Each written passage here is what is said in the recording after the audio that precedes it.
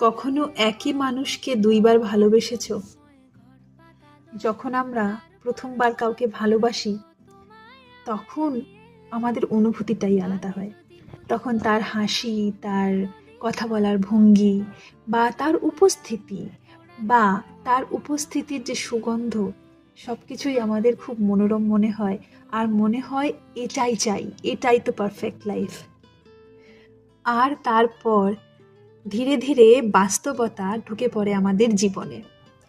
তারপর আমরা আবিষ্কার করতে থাকি সেই মানুষটার ছোট ছোট বদঅভ্যাসগুলো, তার মুড সুইংস, তার সারাদিনের পরিশ্রমের পর তার ক্লান্ত ঘামা দেহটার থেকে যে একটা দুর্গন্ধ, সেগুলো আমরা ধীরে ধীরে আবিষ্কার করতে থাকি। আর তারপরই আমরা সেই মানুষটার আসল রূপটা দেখি। আর এইখানেই বেশিরভাগ ভালোবাসা থেমে যায়। কিন্তু এই এত কিছুর পরেও যদি তুমি সেই মানুষটাকেই বেছে নাও, তাহলে জানবে যে সেই মানুষটার প্রেমে তুমি দ্বিতীয়বার পড়েছ। আর এইটাই হলো আসল ভালোবাসা। এটা কিন্তু আগের মতো উত্তেজনাপূর্ণ নয়, কিন্তু এটা অনেক শান্ত, অনেক গভীর, আর একটা ঘরে ফেরার মতো অনুভূতি। তাই এবার বলো যে তুমি কি কখনো একই মানুষের প্রেমে দুবার পড়েছো?